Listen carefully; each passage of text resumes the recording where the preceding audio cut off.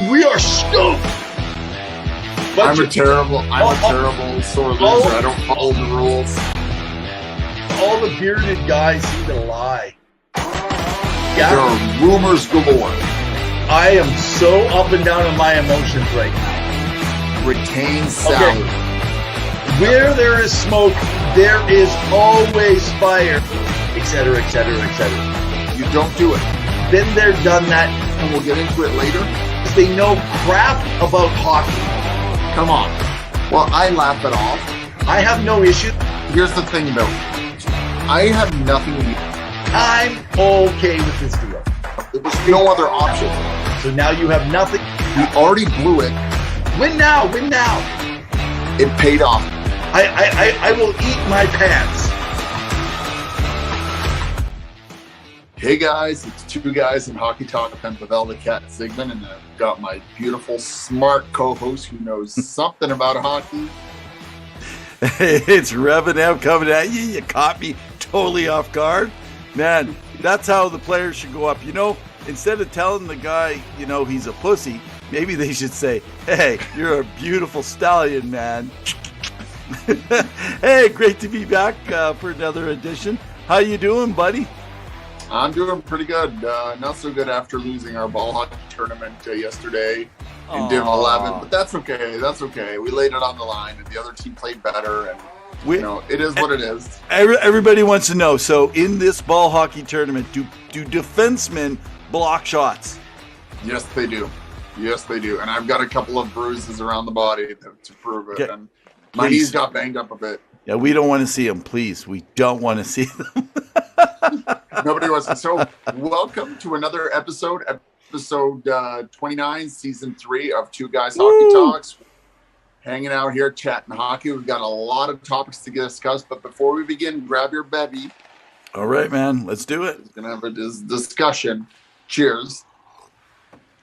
Oh, good stuff. Evan, there's a lot going on in the hockey world. As always, we're trying to post as much as we can. Remember to like, share, and subscribe, whether it's our YouTube channel, our Twitter handle, or follow Evan at Revenev on Twitter. You know, he posts some random things about who knows what, and sometimes the odd controversial call. But Evan, what's been going on in the world? Where do you want to start? Well, I just want to also push your Instagram at Color Avenue, man, for my buddy Pavel the Cat Zigmund.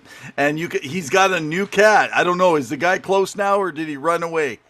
Oh, ran away. They ran away. They're kind of somewhere, you know. Well, cats live on their own little schedule. You know, the thing about cats, we were chatting about it earlier. Yeah. I don't know if anyone here has animals or cats, is that when they get close to you and they want to be friendly, they're all over the place. You know, they'll show their butthole, you know, trying to keep it PG to your face to show that they're comfortable with you. But the moment you pick them up, it's like, whoa, buddy. Personal boundaries. Yo, too much, too intimate here. So, and I just want everyone to realize Pavel the Cat is sharing why he's called the Cat.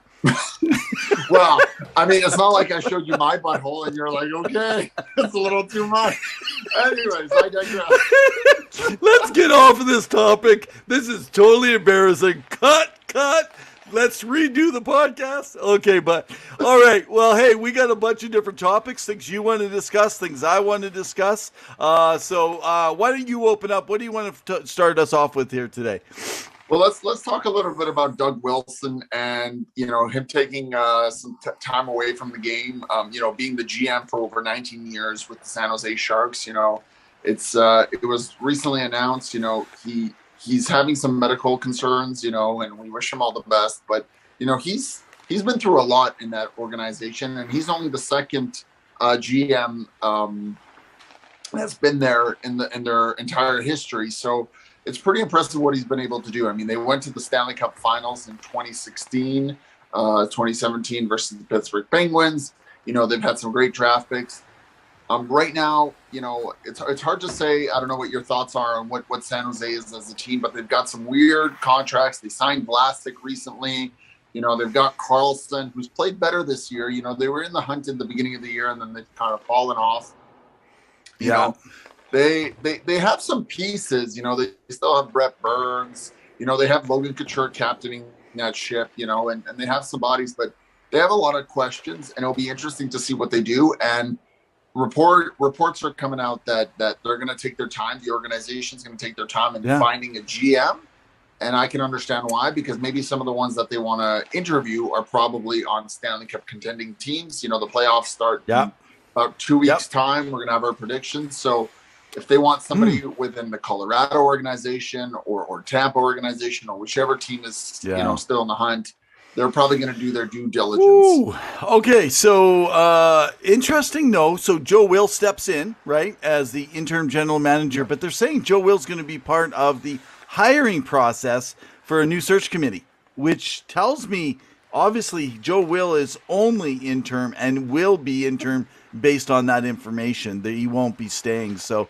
this poses the question. So all of you out there, start going through your searches right now. Who do you have? Someone put in our comment section right now. Is there someone that you can think of who will be available next year, either fired or someone brought in? I've heard mention of someone. Now it's not come from any. This is pure speculation, but you got to think about it. Is it even possible Joe Quenneville can come back in?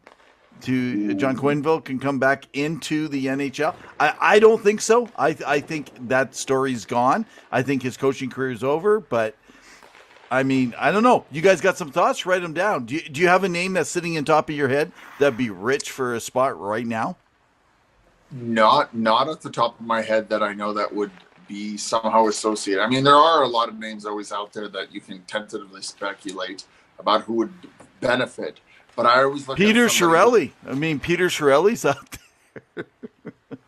I'm sure Oilers and Boston fans are cringing right now. But no, it's possible. It's hard to say who would fill that role, because you want to think about who's been part of that organization and had that influence. You had something similar with Montreal. You had something similar with Vancouver, and everything that happened in Anaheim, and now Chicago with everything that's been taking place. So it's definitely going to be interesting. We'll be our first to report on once we hear more. But right now it's just kind of up in the air. And again, I don't even know who's available, but given the playoffs, some teams can't speak to certain things. If people recall, Colorado, before they brought in Joe Sakic, were very interested in Kyle Dubas.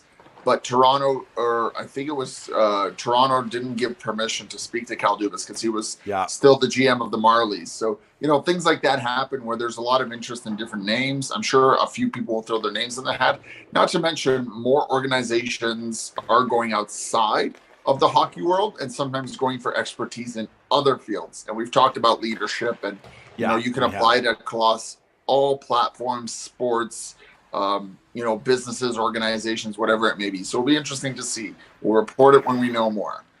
Yeah. No, and again, I know there's people looking all the time and seeing who could be the next, and potentially consider an assistant general manager could move in that's been there and seasoned and well primed and ready for a new job, because you're talking about a rebuilding team that's got a lot of old contracts, and they're going to have to navigate. Even they're still not settled, even in the Evander Kane situation, and there's still a lot of big dollars that are left on for their defensemen. They got three defensemen with big dollars sitting in San Jose. They got. And I need to make a correction. It wasn't Vlasic. It was Hurdle, Thomas Hurdle, who re-signed 8x8. Yeah, Vlasic's already been signed. So no, that's cool. Hey, look at that, man! Your hockey knowledge is growing week after week after week. It pays to sit on the internet, right? Oh, hey, I just want to bring this up. I meant to share this last week. It's interesting. I want to talk about the state of Michigan and the production of NHL hockey players. So as of 2 weeks ago, unless something has changed and I haven't followed the newest stats, there is 172 Michigan-born skaters in the NHL that have played at least one game. 172. Wow. That's actually very good.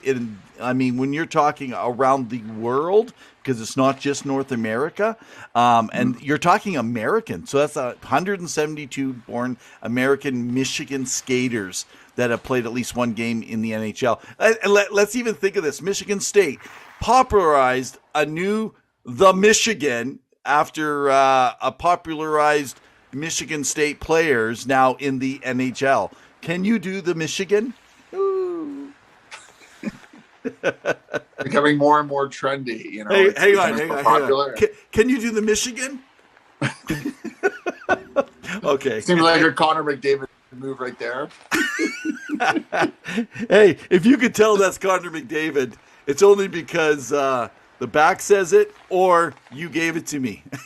Oh no, it was because of the lightning speed reflexes of how fast it was. Because I know you have old man hands, so you're probably slow. But Okay. Hey, we talked last week. I like to get into a piece on coaching around the NHL. We talked about Jack Adams last week. Let's take a little time around that, and then I have some interesting stuff I'd like to chat about around coaching in the NHL. So, yeah, why don't you throw some stuff out there? What's your thinking? Jack Adams, who's the front runner, man? Who are the guys out there? And there's not many games. There's only between 7 and maximum 10 games for these coaches to get their name on that ballot because it's coming real soon. 100%. It's been tough when looking at the different coaches this year and what teams have been able to go through and what they've brought. It was tough to narrow down to a list of 3, similar to the Hart, where there's so many candidates that we've talked about.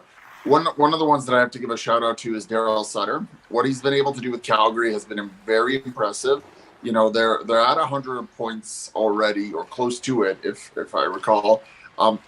Calgary is rolling on all 4 lines. Yeah. They look like they can steam their way to the finals. They are producing at every level. Markstrom is playing unreal. Their defense has been solid. I mean, we have some fans of Calgary here. You guys can attest. I think Daryl Sutter would get some votes.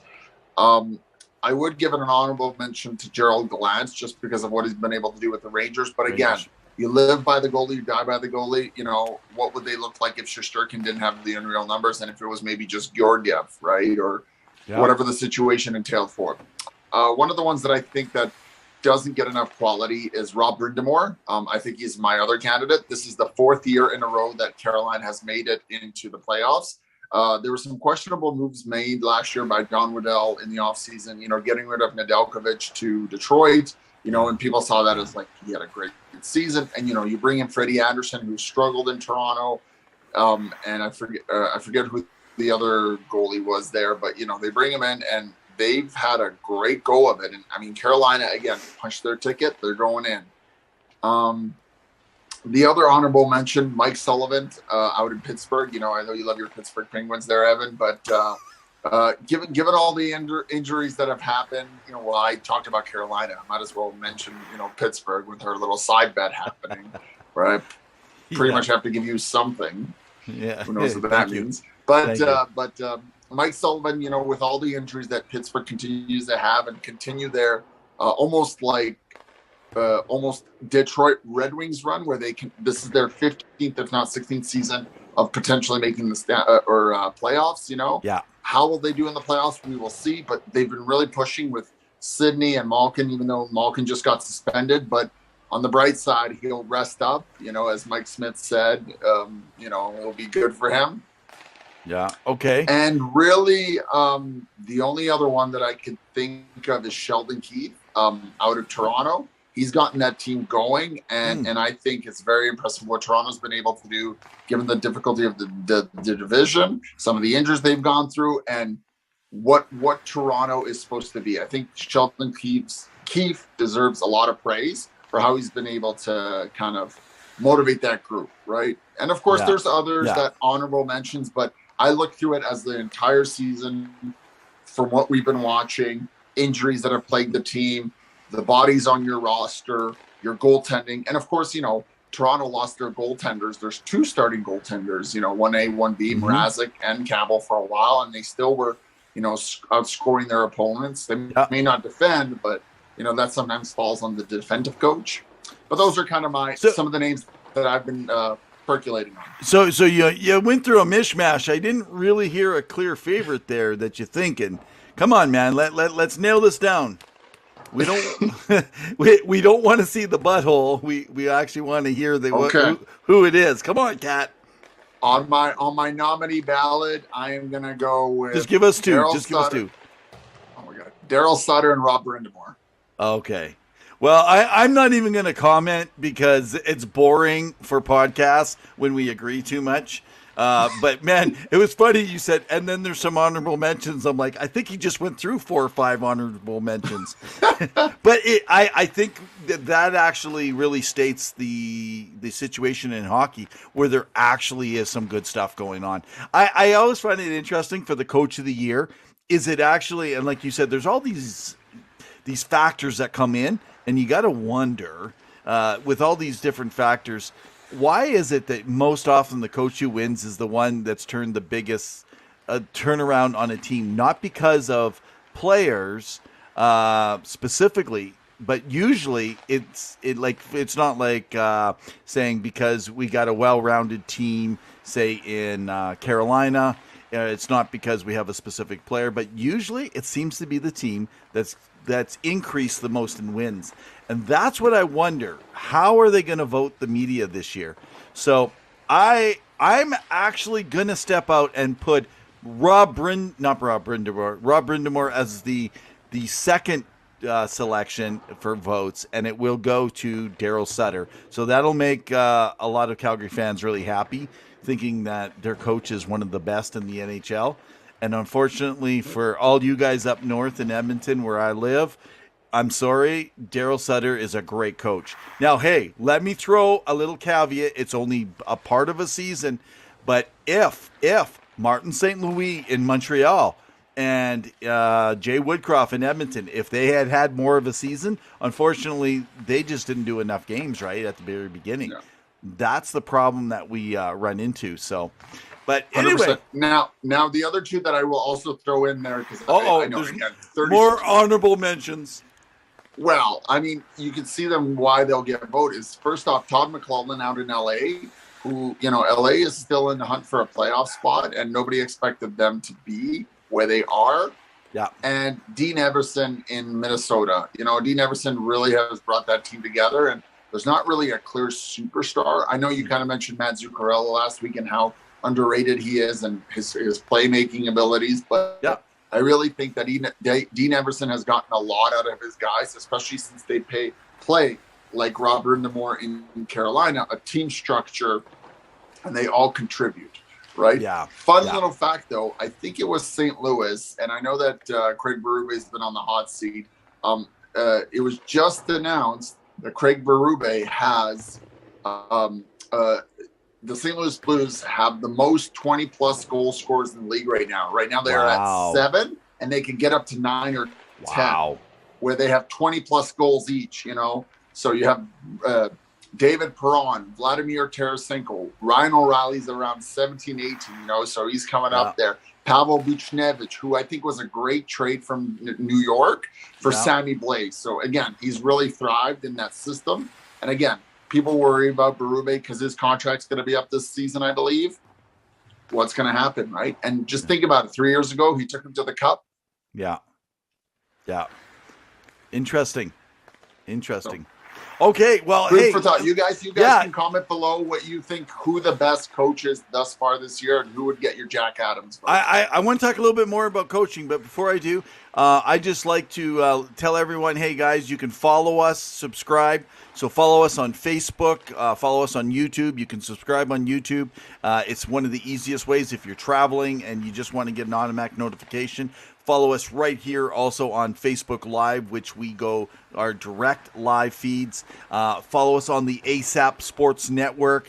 Great bunch of boys. You can follow many other podcasts when you subscribe. They're on every level of social NBA playoffs, media. It's woo! Association podcast. No, joking.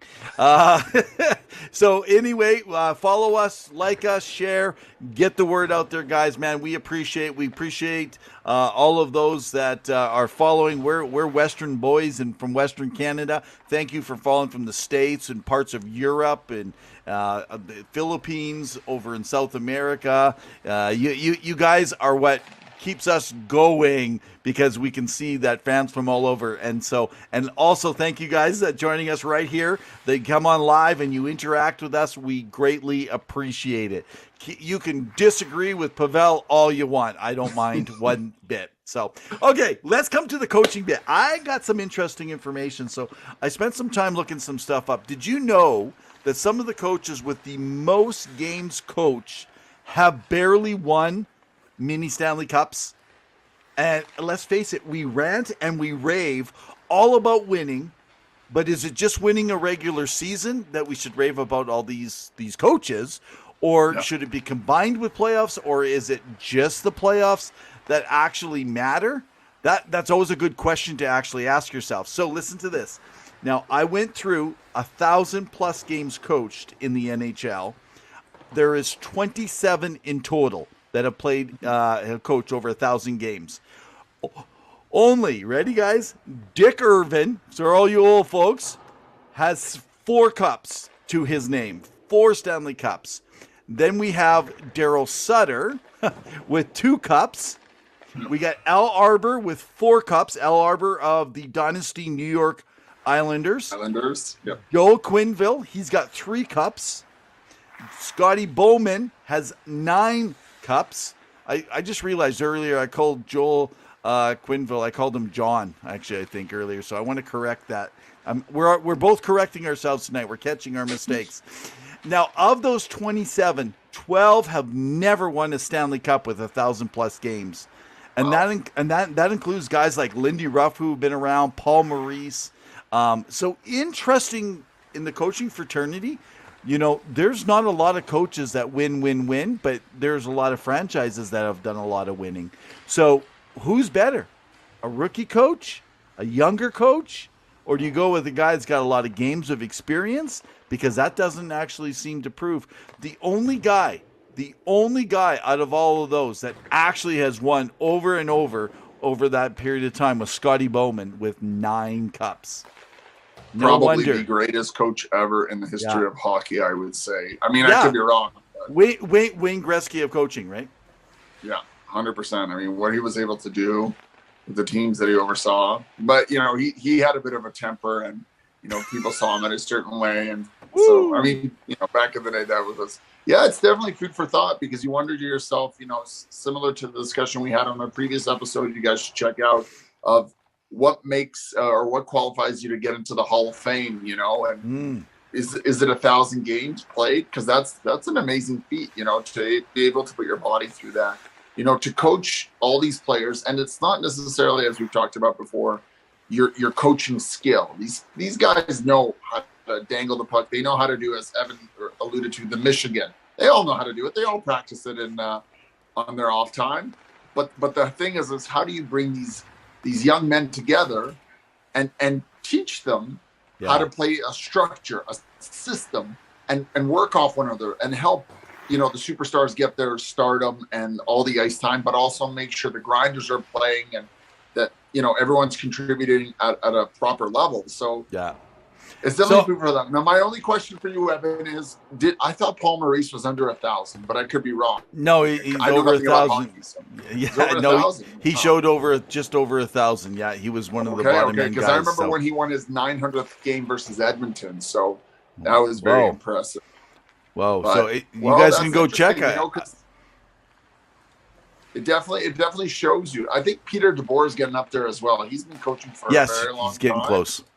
And you know, he hasn't won, and he's only been so close so many times, whether with the San Jose Sharks or now with the Vegas Golden Knights. So I don't know. It's still a very difficult, challenging job, and I think there's a lot of pressures from all sides, fans, team, upper management to succeed. Yeah. Even your coaching staff, they expect things from you and decisions to be made, and that's a lot of pressure to put out. And again, there's only 32 jobs, right? I just want to put this out there. By the way, Edmonton fans will like this, of the Edmonton Oilers in history and lore. Right now, Jay Woodcroft is 1 win away from his 20th win. He will be, right now, he's like 7 to 9 games less than any other coach in their history to get the fastest to 20-game wins. So, I mean, it looks like he'll easily make it, because if he doesn't make it, it probably means the Oilers have lost every game for the rest of the year. So, but I mean, so when you see that, is it really coaching? Is it psychology today?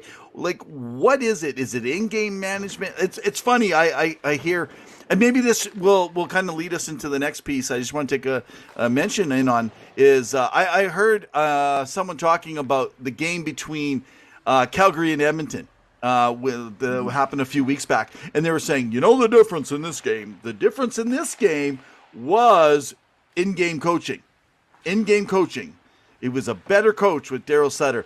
And I'm going to say I disagree with that, because I think Jay Woodcroft is very good at in-game coaching. I think it had more to do with the players and the structure of how they play the game.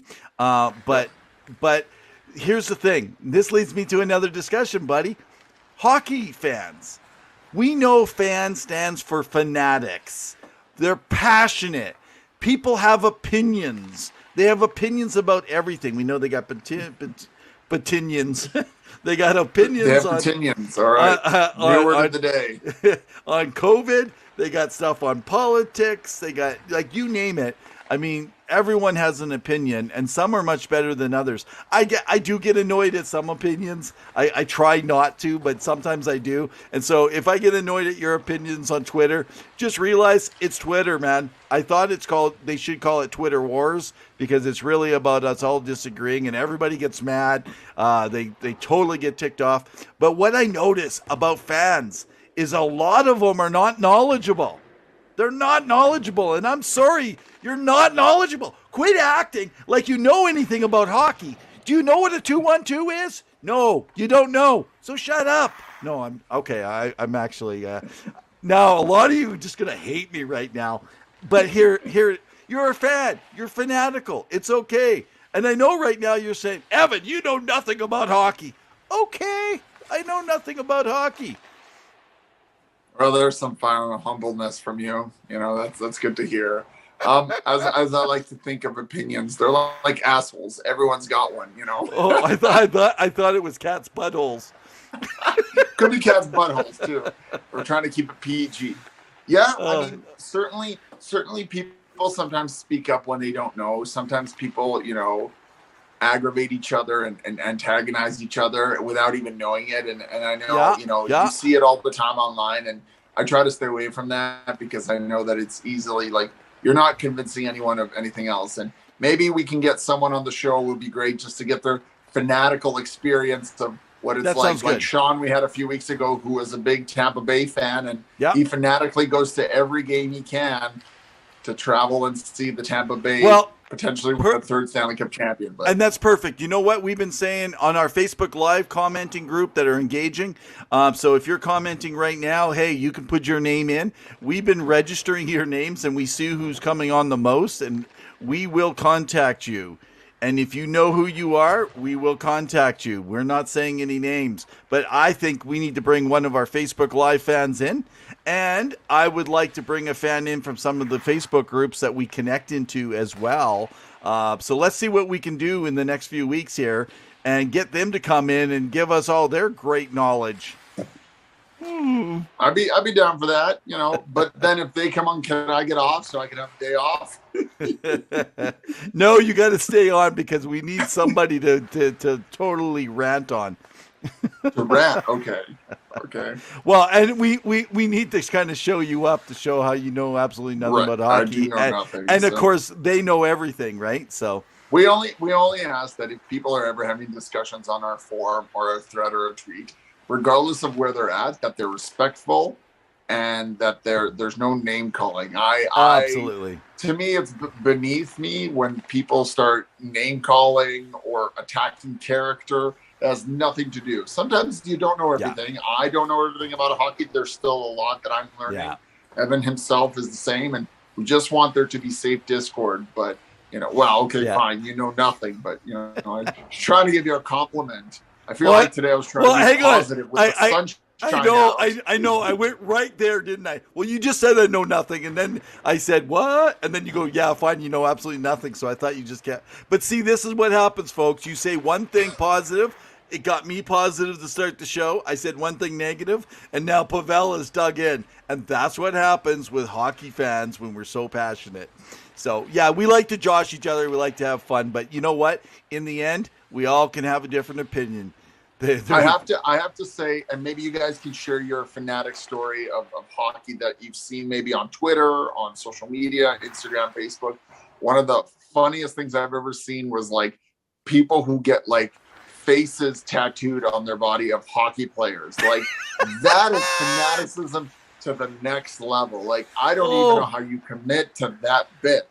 And I want it on our show. Photo. I want it on our show, man.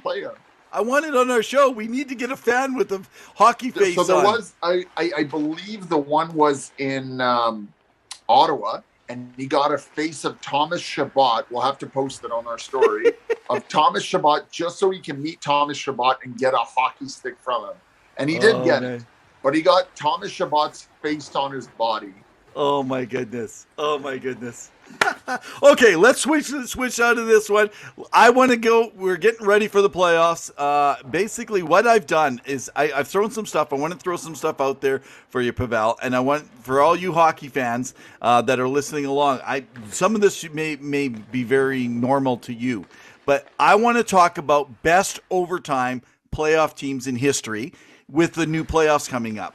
Because I took the list of playoff teams potentially. The East, we pretty much know. We know, well, not pretty much. We know who's in.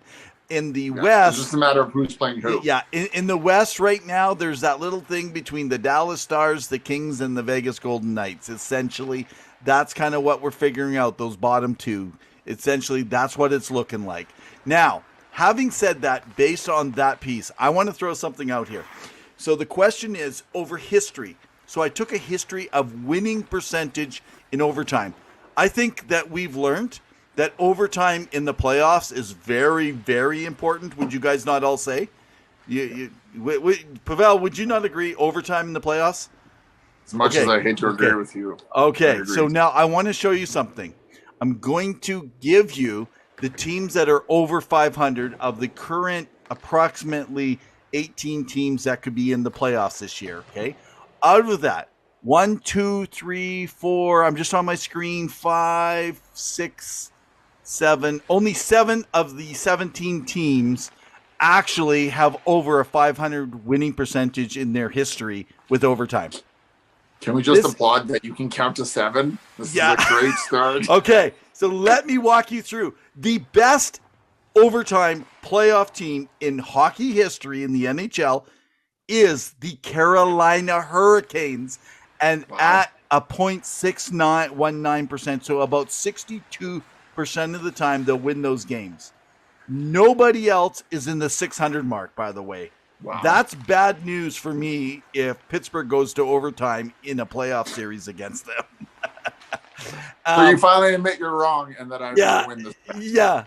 Now, the next team is the St. Louis Blues, who I think will be coming up against the Minnesota North Stars. I'm outdating myself. The Minnesota Wild. So the Wild are very different. The Wild themselves have a lower percentage, but watch this.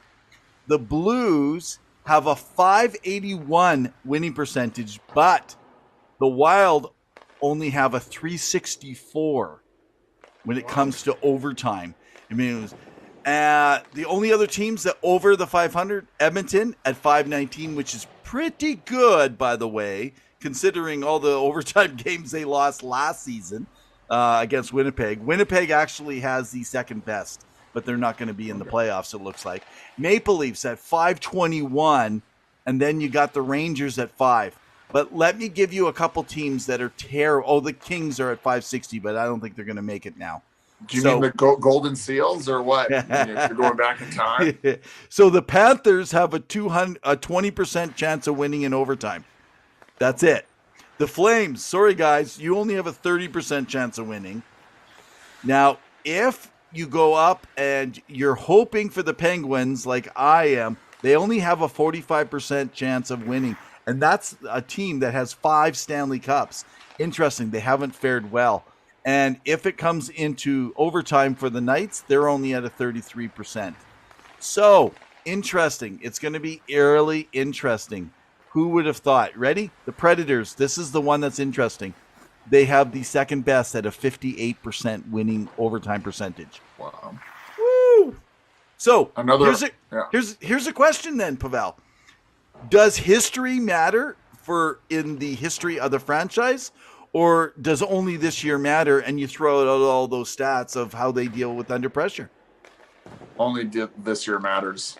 You can't base it off previous years because some teams haven't been in the league that long. When you take a team like Vegas, who's only in its first year, versus a team like Pittsburgh, who has been in the league for quite some time, it's hard to compare those numbers. Okay, given the ebbs and flows of that. So the Hurricanes are new. Have. Hurricanes are newer, like not as new as the Knights. So if the Knights are sitting at 33%, but the Hurricanes are sitting at almost 62%, you don't think that matters? No. Okay, fans. What do you think, hockey fans? Write your comments. I want to know. I actually think it does matter. I think it goes to show the culture of the team, man. I really do. Not necessarily, because are you talking overtime as 3-on-3, or are you talking overtime officially as 5-on-5 in the playoffs? Best overtime playoff teams. Only overtime from playoff history. That's it. Not regular season. Regular season is out the door. Because there's fatigue, there's mental game, mental lapses and mistakes. There's power plays, penalty kills, all these other factors that go into it. Injuries, who do you have on the ice versus who? There's all those factors that go into it? Really? What? Oh my yeah, gosh. well, what about... No, I'm just arguing for the sake of arguing here. But no, if you seriously think about there's factors, of course there's factors, right? I mean, there's a factor. Did your wife, keep you up last night? Did your kids wait? Hey, man, I think Cam Talbot struggled in the playoffs when it was with the Oilers. Why? One of the things that affected him was having kids.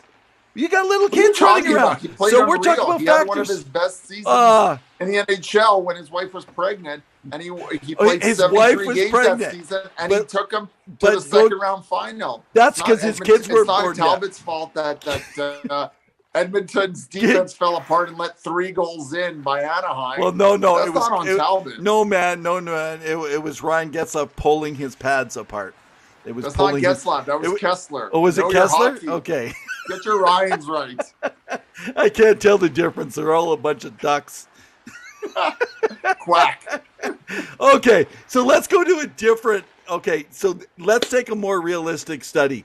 Let's look at what helps a team win in the playoffs here. We only got about 5 minutes to kind of go on and whatever we're going to cover. Goalies. Percentage. We've been talking about it all year. Goalie percentage. That's why you guys think the Rangers can go far, correct? Yes. Okay. Goalie percentage playoffs. Do you remember how many times have people said, well, in the old days, the goalies, right? They had small pads. It was so much easier to score on them. I want you to consider the best save percentage goalie in history is Bernie Parent. He played in 67 playoff games. He has a 96.3, a 963 percentage save percentage. Now we didn't give this guy credit. And Rogie Vachon, he played in only one more game more. He had a 953 save percentage over all those games. Here's someone that Dallas will know very well, Marty Turco, 952. No wonder Dallas was winning those games. It wasn't all about everyone else. Jacques Plante, 950 over many years. Dominic Hasek with Buffalo in 93, a 950 save percentage. Yeah. Now, let me take you to the modern day guys, just really quick, and then let's talk about whether this makes a difference. Frederik Andersen are the modern day players. In 2015, when they went, 940 save percentage from Frederik Andersen. Maybe he's got another year. Jonathan Quick in 2011, when the Kings went, had a 946. Braden Holtby with the Capitals winning the Cup in 14, 944 save percentage. And I just want to mention, even the one big year for Arizona, even though they didn't play well, but Mike Smith did, who is with, I know he's older, guys, but remember, He had a 944 save percentage in 2011. I know that was 11 years ago, but let's just go the last 2 seasons. Andrei Vasilevsky with the Stanley Cup, 2 wins, 927 the year before and 937 last year. I think who's ever going to win is going to be the goalie that has the high save percentage. I would tend to agree with that. I think, you need a good save in the playoffs in order to win. You don't want to get outscored by your opponents because goals are so hard to come by. Even though the regular season we've seen an increase in goals, there could be. I mean, there will still be goals. Don't get me wrong, but how many? It's hard to say. There's so many electric players that are coming out that could score, but I still think it does matter. And I hate agreeing with you, but maybe you're onto something. There's a first time for everything. So, which this will be really good news though for Rangers fans. This is really good news for Rangers fans. He could steal. I mean, they talked about Carey Price last year and how he could steal around, and he did.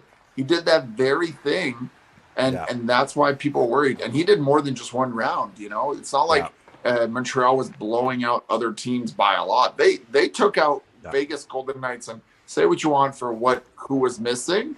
Carey Price made the save at the right time and at the right moment, and it got him. And you have a goal or two, and boom, you win 1-0 or 2-1. And so, having said that, if we took everything for our playoff predictions, which we're going to do in a couple weeks here before the playoffs start, and we'll make sure we also post them on our Facebook page for you all so that you can see Pavel's picks and my picks and stuff. If you guys want to post your own, please post your own. We'd love for you guys to do that. Pavel's going to go over something in a sec here. Actually, go ahead. Tell him. What are you going to suggest? I was just going to, hopefully next week we can review our, or when the season ends, our predictions for the standings when we made at the beginning of the year. And I'd like to kind of go through them and see how right and or how wrong I was. And then you could throw it in my face when I was extremely wrong, like having the Philadelphia Flyers in the playoffs, because I did. Versus some other teams that I didn't think would make it. So I think our friend who came on our show early in the season, Jamie Basco, would agree with you. He thought he believed in the team really good. However, TJ and the grumpy old man, they pretty much told us the Islanders weren't even close. They suck this year. Which I've been very happy to see how well they've been pulling it together. So I almost forgot where I was going with this last piece on the Final Four. So if we take out the team we think is going to win, and we went by who the goalies we think are going to win, I'm going to take in the East Frederik Andersen and Vasilevsky. That would give me a Tampa Carolina final. Your thoughts? Would you say those would be the two best goalies? Yes, I think Freddie's having a very unreal season, and he's good. I think Shesterkin's still my one between him and Vasilevsky, just because Vasilevsky has that experience and back-to-back Stanley Cups, and because the one cool thing about Vasilevsky that he did in the play-in round is that he was one of the goalies that played consistently, and I believe it was 19 games, so not your typical 16. And I know sometimes there's a sub put in. It happens, St. Louis had it in their 2019 run where Jake Allen had to step in because Binnington wasn't playing his best, even though he ended up winning that series for them. Good point. So, that's one of the coolest. So I've always got Vasilevsky. I know Tampa's struggled in the last little bit. They haven't been looking at, but they're a playoff team. When the playoffs come, they turn it up. It'll be interesting and exciting to see how they play. So Vasilevsky and Shesterkin. Okay, so I can, man. If the Rangers could potentially match up against Carolina, I could see easily the Rangers taking them out. That would be that'd be awesome for the city of New York, man. New York Rangers, that would be beauty. Okay, let's go to the West. This will be our final wrap up, everyone. In the West, what are the two goalies that you think? Again, not the team, thinking the two best goalies that could perform in these playoffs. Potentially, what could that give us there? Markstrom and Kemper. That's literally who I got. Wow. Which is pretty much the prediction. Calgary, Colorado. That being said, I mean, could Jonathan Quick, if LA makes it, turn it up? I mean, we know what Quick was doing, and you alluded to Darryl Sutter winning 2 cups. and that was with Jonathan Quick in 2012 and 2014. Doughty's out. He's had a better year, even though Doughty's... people expected Peterson to take that, Peterson to take that bigger step, Cal Peterson there. So, with Doughty out, though, I mean, you got to take that factor in. Oh, agreed, 100%. But, I'm just okay. saying.